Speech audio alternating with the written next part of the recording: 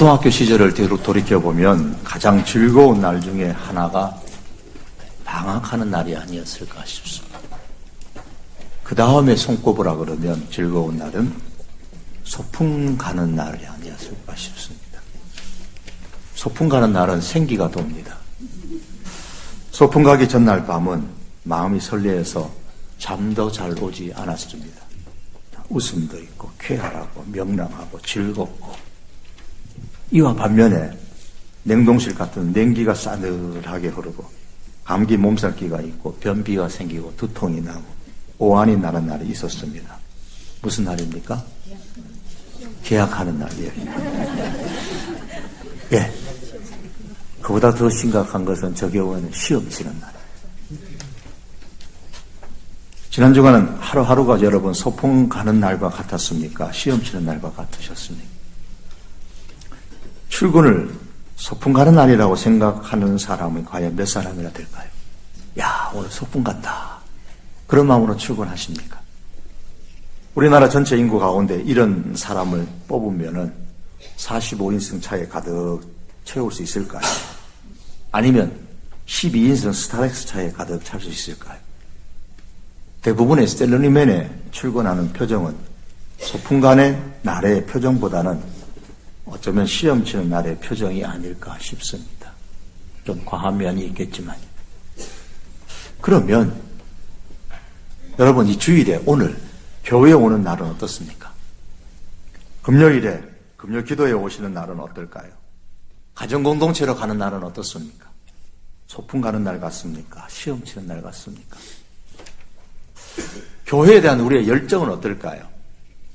교회를 위해 봉사하러 오는 그 날이 소풍 가는 날의 마음과 같을까요? 시험 치는 날의 마음과 같을까요? 생각해 보셨습니까? 한국이 한창 성장을 하던 7, 80년 연대에 기업인들의 입에 늘 붙어 있었던 말 중에 하나가 이런 것들이었다고 합니다. 몸이 부서져라. 밤을 낮삼아 졸린 눈 비비며 그렇게 일했다고 말합니다. 그런데 이런 열정을, 몸이 부셔져라 밤을 낮삼아서 일하는 그런 열정을 소풍 가는 날과 같은 마음으로 쏟아붓는다면 오늘날에 무슨 일이 일어나도 일어나지 않을까요? 그런데 소풍 가는 날과 같은 마음으로 열정을 쏟아내는 이 사람이 오늘날 과연 얼마나 될까요? 아마 어느 곳에든 있기야 하겠죠. 있을 것이라는 그런 희망을 갖습니다. 오늘 본문에 보면 소풍 가는 날과 같은 마음을 가지고 몸이 부서져라 밤을 낮삼아서 일하는 것과 같은 그런 열정을 가진 한 사람이 나옵니다. 그 사람이 바로 다윗이라는 왕입니다. 죽을 날이 다 된 인생 말년에 힘없는 사람임에도 불구하고 그의 마음은 청춘입니다. 죽음을 앞에 두고 있는 나이임에도 불구하고 시험 치는 날이 아니고 소풍 가는 날의 마음으로 마지막까지 열정을, 몸이 부서져라 다 그렇게 표현하고 있는 모습입니다. 무엇에 대한 열정입니까? 성전에 대한 열정입니다. 다윗은 그의 나이가 70세가 되든지 혹은 그에 가까운 해에도 성전 건축을 위한 재료들을 다 준비합니다. 본문 29장에 보면 성전 건축을 위하여 나라의 것들로 재정과 물품을 준비하고 3절과 4절에 보시면 자기의 사비로 오빌의 금 3,000달란트와 순은 7,000달란트를 준비했습니다. 1달란트는 적어도 34kg, 즉 3만 그램 정도가 되는데 3.75g이 한 돈 되니까 3만을 3.75로 나누면 8천, 한 달란트가 약 8,000돈입니다. 한 달란트가 8,000돈인데 지금 몇 달란트? 3,000달란트입니다. 4절에 보면 다윗은 금 중에서도 오빌의 금을 드렸다고 그랬습니다. 오빌의 금은 그 당시 금 가운데서도 최상품의 금으로 인정을 받는 금입니다. 최상품의 금 한 돈, 요즘 가격으로 따져서 그러면 38이 24, 24,000돈이면 얼마의 가격이 될지. 순은을 드렸다 그랬습니다. 은을 여러 번 정련하여 만든 순도 100의 은, 순은입니다. 최상품의 은을 바쳤습니다. 오늘 본문에 나오지 않지만 나무도 보통 나무를 준비한 것이 아니고 가장 당시에 비싼 최상품의 나무인 백향목을 준비했습니다. 최상품으로만 준비했어요. 이뿐만 아닙니다. 본문 5절에 보시면 다윗이 온 회중들을 향하여서 오늘 누가 즐거이 손에 채워 여호와께 드리겠느냐라고 외치면서 성전 건축에 동참할 것을 독려했습니다. 그 결과 6절에 보시면 모든 가문의 지도자들과 천부장, 백부장, 왕의 사관들이 다 즐거이 드렸다고 했고 9절의 말씀 보면 백성들이 다 자원하여서 드렸다 그랬습니다. 그 모습을 보고 9절에 보면 다윗이 아주 기뻐했다고 했습니다. 이렇게 성전을 향한 이 다윗의 열정만 두고 본다면 죽음을 눈앞에 둔 나이 많은 사람이 아니라 말씀드린 것처럼 가히 청춘이라고 할 수 있을 정도의 젊은 사람의 모습입니다. 이렇게 역대상의 말씀은 마치 소풍 가는 날의 심정으로 성전을 향한 열정을 품은 이 다윗에 대한 소개로 29장 역대상이 이제 마지막을 장식하고 있습니다. 하나님께서는 역대기석의 저자를 통해서 역대상의 마지막 장을 이렇게 기록하신 데에는 이유가 있습니다. 그 이유는 역대기서는 하나님 중심의 하나님 나라를 재건하는데 그 목적을 두고 있기 때문입니다. 하나님 나라를 이 땅에 재건하는데 그 목적을 둔 것이 역대상입니다. 이 땅에 하나님 나라를 재건하는 데 있어서 가장 핵심적인 하나님께서 쓰시는 도구가 무엇이냐? 성전입니다. 그래서 역대상의 말씀은 그 마지막을 성전에 대한 열정을 품은 다윗의 모습으로 끝을 맺고 있는 겁니다. 역대상은 처음부터 그 기록 목적이 다윗 한 사람을 강조하는 거예요. 특별히 다윗의 모습 중에서도 성전에 대한 열정을 보면 다윗을 강조하기 위해서 기록을 했습니다. 역대상의 말씀에 이미 여러 번 말씀드렸습니다만 1장에서 10장까지 인류의 첫사람인 아담에서 이스라엘의 초대 왕이었던 사울에 이르기까지 기록을 합니다. 그리고 11장에서 마지막 29장까지 무려 19장은 다윗 한 사람에 대해서만 기록하고 있습니다. 아담부터 사울까지 수많은 사람들의 이야기를 10장에다가 다 몰아넣고 말하다가 다윗 한 사람만은 19장, 거의 앞에 2배에 달하는 분량으로 기록하여서 설명을 합니다. 아담부터 사울까지는 10장, 그의 2배에 달하는 19장은 다윗 한 사람. 분명히 역대상은 강조하는 것이 무엇이다라는 것이 선명하게 드러나죠. 그것도 다윗에 대해 설명하면서 거의 대부분을 성전과 관련된 말씀을 기록하고 있습니다. 언약궤를 옮기는 것, 성전 건축에 필요한 재료를 준비하는 것, 성전 건축에 필요한 재원을 모으는 것, 성전에 섬길 레위인들을 세우고, 성전 건축에 필요한 일꾼을 세우고, 성전 건축의 설계도를 하나님께로 받아서 솔로몬에게 주고 신하들과 백성들에게 성전 건축을 독려하는 것. 한마디로 다윗을 성전에 대한 열정을 품는 사람으로 지금 역대상은 소개하고 있습니다. 이 모든 것, 마치 소풍 가는 날과 같은 마음을 가지고 성전에 대한 열정을 품을 수 있도록 해준 그 힘, 어디서 나온 것일까요? 그 힘은 한마디로 29장 3절에 보시면 내 마음이 내 하나님의 성전을 사모함으로, 성전을 사모했기 때문에 그렇게 열정을 즐겁게 쏟아낼 수가 있었습니다. 그런데 즐거운 마음으로 성전에 대한 열정을 쏟아내던 이 다윗의 인생에 대하여서 역대상은 그 마지막에 대해서 이렇게 기록합니다. 그의 인생이 어땠을까? 역대상 29장 29절에 보면 그가, 즉 다윗이 나이 많아 늙도록 부하고 종기를 누리다가 죽음에 그의 아들 솔로몬이 대신하여 왕이 되니라. 성전을 향한 열정을 품고 마지막까지 그 열정을 잃지 않았던 이 다윗은 장수와 부와 종기를 누리고 성공적으로 아들에게 왕위를 이양해 주었습니다. 역대상 29장 12절에 보면 다윗은 살아생전에 이런 고백을 했습니다. 부와 기가 주께로 말미암고 모든 사람을 크게 하심과 강하게 하심이 주의 손에 있나이다. 그의 고백처럼 다윗은 하나님의 손에 있는 장수와 부와 귀, 종기를 다 받아서 누렸습니다. 불투명한 나라의 미래와 자신들의 암울한 현실을 보면서 유다 백성들이 하나님을 향하여 질문합니다. 하나님, 우리나라가 어떻게 하면 회복될 수 있을까요? 하나님, 우리 집이 어떻게 하면 회복될 수 있을까요? 하나님, 어떻게 하면 내가 하나님의 복을 받을 수 있겠습니까? 하나님의 대답은 역대상에 기록된 다윗의 생애를 통해서 말씀하십니다. 즐거운 마음으로 자원하여 성전에 대한 열정을 품은 사람이 되라. 그럼 이 말씀이 즐거운 마음으로 성전에 대하여 열정을 품은 사람이 되라는 이 말씀이 오늘 우리들에게는 어떤 의미가 있을까요? 구약에서 성전은 하나님께서 이 땅에 거하시는 집이라고 여겼습니다. 바울은 에베소서 2장 22절에서 너희도 성령 안에서 하나님이 거하실 처소가 되기 위하여 그리스도 예수 안에서 함께 지어져 가느니라 했습니다. 하나님이 거하실 처소라는 이 표현은 바로 구약의 성전을 의미하는 표현입니다. 신약에서 하나님이 거하시는 처소는 이 말씀에 의하면 성령으로 말미암아 예수 그리스도 안에서 지어집니다. 그런데 예수 그리스도 안에서 지어지는 이 하나님이 거하시는 처소, 즉 성전을 너희라고 표현을 했습니다. 에베소 교회 성도들입니다. 그러므로 에베소 교회 성도들, 교회 공동체가 바로 신약의 성전입니다. 바울은 이것을 에베소서 1장 23절에서 교회는 그의 몸이니 예수님의 몸이니 만물 안에서 만물을 충만하게 하시는 즉 하나님의 충만함이니라 그랬습니다.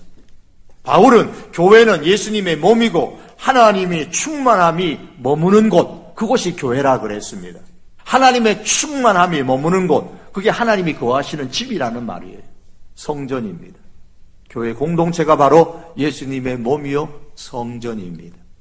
그렇다면 다윗이 소풍 가는 날과 같은 즐거운 마음으로 자원하여서 성전을 향한 열정을 품었다면, 그리고 하나님께서 이런 다윗처럼 너희도 성전을 향한 이 열정을 품으라고 말씀하신다면, 오늘날 예수님을 믿는 우리 성도들, 우리들은 즐거운 마음으로 교회 공동체를 향하여 열정을 품어야 됩니다. 이것이 하나님께서 유다 백성들에게 주신 말씀이고 오늘 우리들에게 여전히 이 역대상을 통해서 주시는 말씀입니다. 유다 백성들이 하나님, 우리나라가 어떻게 하면 회복될 수 있습니까? 하나님, 우리 집이 어떻게 하면 회복될 수 있습니까? 하나님, 어떻게 하면 내가 하나님의 복을 받을 수 있습니까? 이에 대해 하나님께서 역대상 말씀에서 기록된 이 다윗의 생애를 통해 말씀합니다. 즐거운 마음으로 자원하여 성전에 대한 열정을 품은 사람이 되라. 그렇게 말씀을 하셨다면 오늘 우리 대한민국, 우리가 살아가고 있는 이 대한민국이 어떻게 하면 회복될 수 있을까요? 남북이 어떻게 평화 통일이 될 수 있을까요? 이에 대한 하나님의 대답은 즐거운 마음으로 자원하는 마음을 가지고 교회 공동체에 대한 열정을 품는 사람이 되라라는 말씀입니다. 하나님, 우리 집이 어떻게 하면 회복될 수 있나요? 하나님, 어떻게 하면 내가 하나님의 복을 받을 수 있습니까? 이에 대한 하나님의 대답은 역대상을 통해서 말씀합니다. 자원하는 마음을 가지고 즐겁게 교회 공동체에 대한 열정을 품는 사람이 되라. 우리에게 주시는 말씀입니다. 여러분, 우리 성도교회 교인들 가운데 정말 어린아이들이 소풍 가는 날과 같은 그런 마음으로 우리 교회에 오는 교인들을 한번 추려서 본다면, 몸이 부셔져라 밤을 낮삼아서 졸린 눈을 비벼가면서 그렇게 일했던 과거의 기업인들처럼 지금도 몸이 부셔져라고 밤을 낮삼아서 교회를 향한 열정을 품는 사람들을 다 모은다면, 추려내고 모은다면 45인승 버스에 가득 찰까요? 아니면 45인승 버스가 몇 대가 있으면 될까요? 아니면 12인승 버스면 충분할까요? 여러분, 회복의 역사는 마음만 갖고 되는 것이 아니고 회복했으면 좋겠다라는 기대만 갖고 되는 것이 아니라 자원하여 즐거운 마음으로 성전을 향한 열정을 품었을 때에 하나님께서 이루어 주십니다. 그런데 왜 다윗은 자원하는 마음으로, 즐거운 마음으로 그렇게 성전을 향한 열정이 가득했을까요? 본문 1절 하반절에 보면 다윗은 성전에 대해 이렇게 말했습니다. 이 성전은 사람을 위한 것이 아니요 여호와 하나님을 위한 것이라. 다윗은 성전이 사람을 위한 것이 아니요 하나님을 위한 것이라고 믿었기 때문인 거예요. 하나님에 대한 사모함이 성전을 사모하는 것으로 나타났고 그것이 성전에 대한 열정으로 표현되었습니다. 마찬가지로 오늘날 우리가 교회 공동체에 대해 자원하여 즐거운 마음으로 열정을 품어야 하는 이유가 뭐냐? 교회 공동체는 사람을 위한 공동체가 아니라 하나님을 위한 공동체이기 때문입니다. 따라서 하나님을 사모하는 사람이라면, 정말 내 마음으로 하나님을 믿는 사람이라면 누구나 하나님을 위한 공동체인 이 교회 공동체에 대한 자원하고 즐거운 마음으로 열정을 쏟아내어야 합니다. 교회 공동체가 하나님을 위한 공동체가 되기 위해서 무엇보다도 가장 먼저 해야 될 것이 뭐냐? 먼저 교회 공동체는 하나님께 예배드리는 예배 공동체가 되어야 합니다. 이 교회 공동체가 하나님을 위한 교회라면, 하나님을 위한 그러한 공동체라면 교회의 첫 번째 존재 목적은 하나님께 예배드리는 겁니다. 정육점은 고기를 팔아야 정육점이고요. 교회 공동체는 하나님께 예배를 드려야 교회 공동체입니다. 따라서 참된 예배가 무너지면 교회 공동체는 무너집니다. 구약의 성전 기능의 첫 번째가 제사였죠. 오늘날의 예배입니다. 따라서 구약 성경을 보면 하나님을 향한 바른 제사가 무너지게 되어졌을 때에 성전은 무너지고 나라는 망했습니다. 통일 이스라엘이 남북으로 나뉘어지게 된 근본 원인이 무엇입니까? 그렇게 다윗이 이루어 놓았던 통일, 그 이스라엘이 남북으로 나뉘어지게 된 근본 원인은 솔로몬의 말년의 우상 숭배 때문이에요. 성전 예배가 무너졌죠. 북쪽 이스라엘이 망하게 된 근본 원인이 무엇입니까? 역시 우상 숭배입니다. 예배가 무너졌기 때문이에요. 남쪽 유다가 멸망한 근본 원인은, 영적인 원인은 역시 성전 예배가 무너졌기 때문입니다. 구약 이스라엘 백성들에게 있어서 가장 중요한 정체성은 하나님께 예배를 드리는 공동체가 되어야 되는 거예요. 예배가 무너질 때에 나라도 무너졌습니다. 오늘날도 하나님께서 동일하게 역사하지 않겠습니까? 예배가 무너지면 교회 공동체는 무너지고, 교회 공동체가 무너지면 가정이 무너지고 나라가 무너집니다. 사랑하는 성도 여러분, 예배에 대한 열정이 이렇게 중요합니다. 그런데 구약의 예배를 잘 살펴보시면 성전 예배는 성전 예배 자체로 끝나는 것이 아니라 항상 이웃을 내 몸처럼 사랑하는 생활의 예배로 확대되어라, 그렇게 하나님은 말씀하십니다. 다시 말해서 당시 가장 가난했던 고아와 과부와 나그네의 인권을 존중하고 내가 쌓은 그의 부의 그 축적을 나보다도 못한 사람을 위하여 사용하는 그 하나님의 자비와 긍휼의 실천이 있는 생활의 예배가 있어야 된다고 성경은 끊임없이 구약에서 강조했습니다. 만일 그렇지 않는 성전 예배가 있다면 그 성전 예배는 잘못된 거짓 예배라고 하셨습니다. 하나님은 성전 예배뿐만 아니라 하나님의 사람의 삶에서 실천되는 생활의 예배를 중요시 여기셨습니다. 생활의 예배가 무너지는 이 유다 백성들을 향하여 하나님은 예레미야 선지자를 통하여 5장 1절에 보면 이렇게 말씀합니다. 너희는 예루살렘 거리로 빨리 다니며 그 넓은 거리에서 찾아보고 알라. 대로로 나가가지고 찾아보아라. 너희가 만일 정의를 행하며 진리를 구하는 자를 한 사람이라도 찾으면 내가 이 성읍을 용서하리라. 이 성읍, 내가 예루살렘을 멸망할 것이다. 하지만 너희가 대로에 나가서, 큰 길에 나아가서 하나님의 정의를 행하고 하나님의 진리를 구하는 사람을 삶 속에서 찾는다면 내가 이 예루살렘 멸망을 보류하겠다고 말씀하셨습니다. 거리에서, 삶의 현장에서 정의와 진리를 행하는 생활의 예배를 드리는 자가 있는지 찾아보라는 말씀입니다. 이 생활의 예배가 무너졌다는 말씀이에요. 구약에서 성전 예배와 이 생활의 예배는 따로 분리되는 것이 아니고 하나여야만 했습니다. 이걸 통틀어서 바른 참된 예배라는 겁니다. 프란시스 세포가 쓴 그러면 우리는 어떻게 살 것인가라는 책에 보면 산업혁명 시대는 많은 부를 축적한 시대였습니다. 많은 발명가와 기술자들의 활약으로 말미암아서 더 좋은 물건들이 꾸준히 생산되어졌고, 그로 통해서 더 좋은 물건들은 사람들에게 보다 나은 삶을 살게 해주는 그런 기초가 되었습니다. 그러나 안타깝게도 산업혁명으로 축적된 부는 하나님께서 말씀하신 바와 같이 이웃 사랑이라는 방식으로 자비롭게 사용되지를 않았습니다.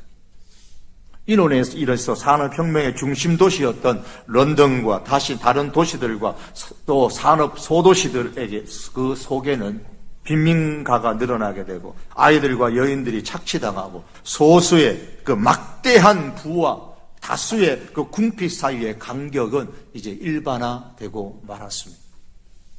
기독교인들 중에는, 당대의 기독교인들 중에는 이런 현상을 안타깝게 여기고 잘못된 점을 질타하거나 고쳐보려 애를 쓴 사람들이 있었지만 일반적으로는 교회가 이러한 착취와 편향된 부와 궁핍의 문제, 특별히 그 시대에 있었던 노회나 산업 노동자들에 대한 인권의 문제에 대해서는 침묵했습니다. 참된 예배의 한쪽 기둥인 생활의 예배가 무너졌더라는 거예요. 그 결과로 나온 것이 뭐냐? 계몽주의입니다. 계몽주의는 종교개혁주의와 반대되는 겁니다. 종교개혁이 신본주의, 하나님 중심주의라면 계몽주의는 인본주의, 인간 중심주의입니다. 계몽주의의 선도적 역할을 했던 프랑스는 1789년 8월 26일에 인권선언문을 공포했습니다. 인권선언문은 그러면 대단히 듣기에는 그럴듯하지만 그 핵심은 인간이 최고의 존재라는 거예요.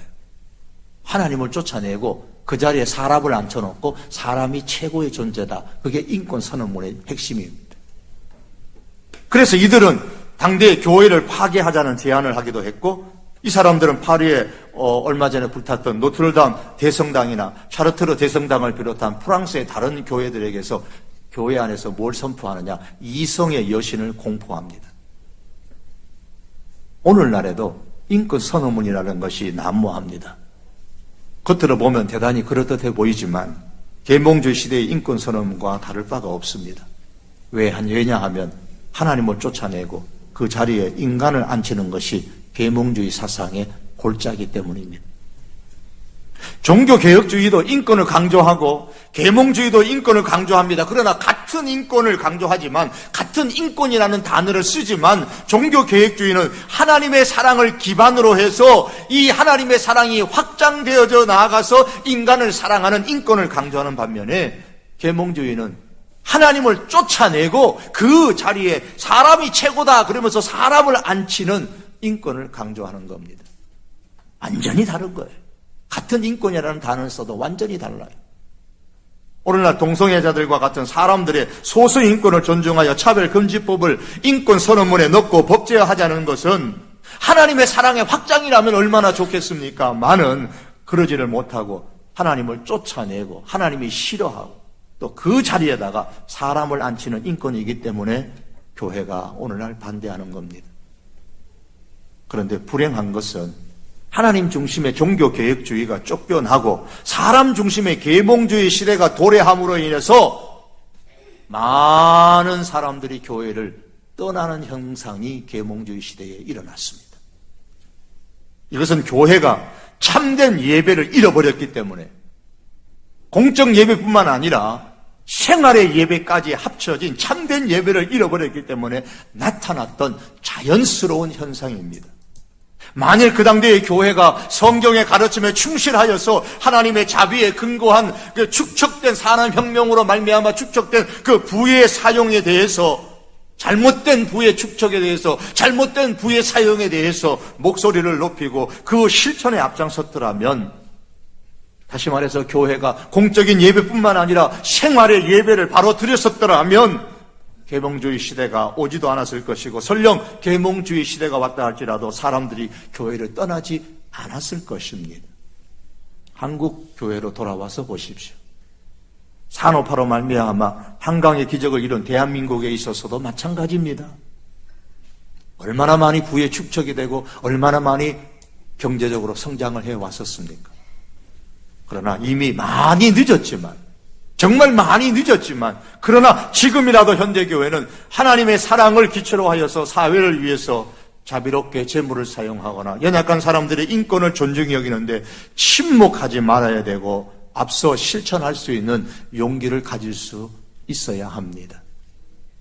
즉 생활의 예배가 이제 공적인 예배는 물론이요, 생활의 예배까지 회복되어야 되는데 생활의 예배가 무너짐으로 말미암아 사람들이 교회를 떠나가게 되고 그로 통해서 교회의 이 공적 예배마저도 점점 무너져 가고 있는 현실입니다. 공적 예배와 생활의 예배가 회복되어졌을 때에 교회는 하나님을 위한 교회가 되고 교회는 더욱더 하나님의 명성과 영광을 나타낼 수가 있습니다. 건강한 신앙에는 세 가지가 포함되어져야 되는데 영성과 지성과 도덕성입니다. 영성이라는 것은 하나님과 교제하는 영적인 능력이고 이것은 기도로서 가능합니다. 지성이라는 것은 세상의 학문을 말하는 것이 아니고 하나님을 아는 지적인 능력입니다. 하나님을 알고 하나님을 믿어야 되죠. 하나님을 아는 만큼 우리가 하나님을 바로 믿을 수가 있고 깊이 믿을 수가 있습니다. 뛰어난 이 지성은 말씀을 듣고 말씀을 배움으로써 가능하게 됩니다. 도덕성은 하나님의 사랑과 하나님의 정의와 진리로 살아가는 의지적 능력입니다. 영성이 뛰어나도 도덕성이 뒷받침되지 않으면 쉽게 무너집니다. 제가 아무리 영성이 뛰어나도 도덕성이 무너지게 되면 여러분을 좋아하지 않을 겁니다.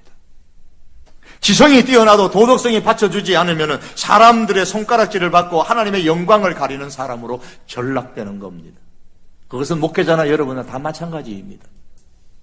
예수님께서 말씀하신 참된 예배라는 것은 신령과 진리로 드리는 예배인데 신령이라는 것은 영성을, 진리라는 것은 지성을, 그리고 로마서 12장에서 말씀하는 거룩한 산 제사라는 것은 사랑과 정의와 진리로 살아가는 도덕성을 담고 있습니다. 그러므로 예배는 영성과 지성과 그리고 도덕성이 함께 융합되어졌을 때에 가장 참된 예배가 될 수 있는 것이고, 구약에서 성전 그러며 성전을 가장 성전의 첫 번째 존재 목적, 오늘날로 말하면 교회 공동체의 가장 존재 목적은 예배에 있는데 이 예배가 참된 예배가 되려면 이 영성과 지성과 도덕성이 함께 융합되어져야 되는 겁니다. 그러므로 오늘날 우리가 드리는 이 예배는 영성과 지성과 도덕성이 함께 융합되어져 있는가를 살펴야 되는 거예요. 이를 위해서 힘써야 되는 겁니다. 만일 우리가 공적으로 드리는 이 예배에 우리의 도덕성이 포함되어 있지 않다면, 그래서 삶에서 생활의 예배가 제대로 시행되지 않는다면 이 시대의 사람들은 계몽주의 시대의 사람들과 같이 하나님을 쫓아내고 그 자리에 인간을 앉히고 말 것입니다. 그러므로 여러분, 교회는 영성과 지성과 그리고 도덕성이 겸비된 참된 예배를 회복하는데 집중해야 됩니다. 교회는 사람을 위한 공동체가 아니라 하나님을 위한 공동체입니다. 참으로 교회 공동체를 하나님을 위한 공동체로 만들고 싶다면 무엇보다 교회 공동체는 무엇보다 하나님을 위한 공동체가 되기 위해서 하나님을 향한 예배를 교회의 첫 번째 존재 목적으로 삼아야 합니다. 다시 말하면 우리 개개인이 정말 하나님을 위한 교회, 내가 다니는 이 교회 공동체를 하나님을 위한 교회로 만들고 싶으면 우리 개개인이 하나님을 향한 예배에 집중해야 되는 거예요. 그리고 교회 공동체의 첫 번째 목적을 하나님을 향한 예배에 둔다면 교회 공동체에 대한 열정을 예배에 대한 사모함과 열정으로 표현할 수 있어야 됩니다. 예배에 대해서 사모하고 예배에 대한 열정을 우리가 가지셔야 돼요. 그러므로 여러분, 우리 성도교회가 공적으로 모이는 주일 낮 예배와 오후 찬양 예배나 또한 우리 수요 예배나 금요 기도회에 혹은 새벽 기도회에 여러분 힘써 동참하셔야 됩니다. 시험 치는 날과 같은 마음이 아니고 어린아이들이 소풍 가는 날과 같은 그런 마음을 가지고 말이에요. 그런 마음을 가지고 우리가 모든 공적인 예배에 몸이 부서져라고 일했던 그런 열정을 가지고 우리가 공적인 예배에 힘써 동참하는 것이 바로 교회를 하나님을 위한 공동체로 만드는 겁니다. 그리고 여기에 더하여 나아가서 생활의 예배에 우리의 열정을 다할 수 있어야 합니다. 교회와 우리 성도들이 사회에 연약한 사람들을, 정신적 물질적으로 연약한 자들에 대하여서 섬기는 이 운동, 우리 8배 운동 가운데 하나는 이 섬김의 운동이 활발하게 일어나는 그런 성도교회와 우리들의 믿음의 생활이 되어야 됩니다. 그럴 때에 이 둘이 이 교회 공동체의 공적인 예배와 우리 개개인의 생활의 예배와 교회가 대사회를 향해서 행하는 이 생활의 예배가 하나로 융합되어져서 영성과 지성과 도덕성이 하나로 통합되어지고 그로 통해서 참된 예배를 하나님 앞에 올려드릴 때에 교회가 하나님을 위한 교회가 되는 거예요. 하나님을 위한 교회가 될 때에 하나님께서는 내가 너희를 살릴 것이다, 회복시킬 것이다 라고 말씀합니다. 사랑하는 성도 여러분, 그러므로 어린이들이 소풍 가는 날처럼 즐거운 마음으로 그리고 몸이 부서져라 이랬던 것과 같은 그런 과거의 열정, 그런 사람들의 열정을 가지고 우리가 공적인 예배와 생활의 예배에 힘쓰는 우리 믿음의 생활이 될 수 있기를 바랍니다. 이를 통해서 하나님의 손에서 쓰임을 받는 그런 인생이 될 수 있기를 주님의 이름으로 축복합니다. 기도하시겠습니다. 하나님 아버지, 하나님 우리나라가 어떻게 하면 좋습니까? 어떻게 하면 우리 가정이 다시 회복할 수 있습니까? 어떻게 하면 우리가 다시 하나님의 복을 누릴 수 있습니까? 하나님을 향하여 부르짖었던 그 유다 백성들을 향하여서 자원하여 즐거운 마음으로 성전을 향한 열정을 회복하라 라고 말씀하셨던 그 하나님의 말씀을 역대기 상서의 말씀을 통해서 다시 한 번 더 듣습니다. 하나님, 정말 이 하나님의 말씀처럼 자원하는 심정으로 즐거운 마음으로 이 교회 공동체, 하나님을 위한 공동체, 이 교회 공동체를 향한 열정을 저희가 품고 신앙생활할 수 있게 하여 주시옵소서. 우리가 모이는 모든 공적인 예배에 힘쓸 뿐만 아니라 하나님, 우리가 각자 흩어져서 삶의 현장에서 실천하는 생활의 예배에 이르기까지 영성과 지성과 도덕성이 함께 융합되어진 참된 예배를 하나님 앞에 드리는 우리 성도교회와 우리 성도들이 되어져서 정말 다윗의 생애와 같이 장수하고 부귀를 누리며 하나님을 영화롭게 하는 인생, 하나님의 손에 크게 쓰임받는 인생이 되도록 축복하여 주시옵소서. 예수님의 이름으로 기도하옵나이다. 아멘.